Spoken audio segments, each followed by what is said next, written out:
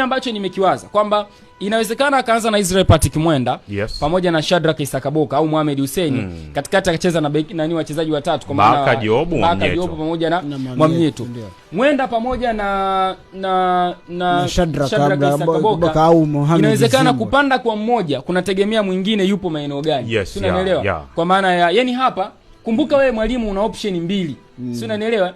Wakati unaenda kushambulia, hiyo ni part of the game, kwamba ni sehemu, ni phase nyingine kwenye mchezo, kwa maana lazima tushambulie. Yani lazima mkiwa na mpira muoneshe Farabat nini ambacho mnahitaji.